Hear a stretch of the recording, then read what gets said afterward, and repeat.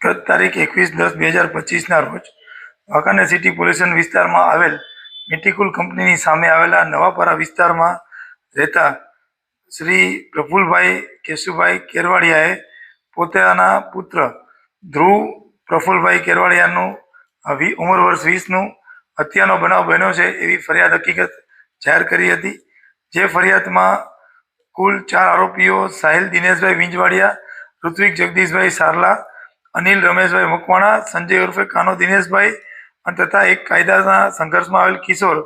આ 5 જણાએ ભેગા થઈ અને સમાધાન માટે એકઠા થયેલા હતા એમ કહી અને ગેરકાયદે મંડળી રચી અલગ અલગ હથિયારોથી મારીને, છરીથી મારીને ગંભીર ઈજા કરી છાતીના ભાગે ઈજા થયેલ હોવાના કારણે મરણ જનાર જે ધ્રુવ છે એનું મૃત્યુ નીપજ્યું હતું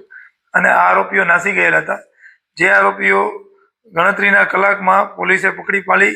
અને ગુનાના ઉપયોગમાં રહેલ હથિયાર અને સાથે મોટરસાઇકલ લઈને જે નાસી ગયા હતા તે કબજે કરી અને પોલીસે આ આરોપીઓને નામદાર કોર્ટમાં રજૂ કરી દિન 2ના રિમાન્ડ મેળવ્યા હતા અને હાલ પોલીસ કસ્ટડીમાં છે। તેમજ કાયદાથી સંઘર્ષિત કિશોર છે એને નામદાર બાળ અદાલતમાં રજૂ કરતા તેમને રિમાન્ડ હોમ ખાતે મોકલી આપવામાં આવેલ છે।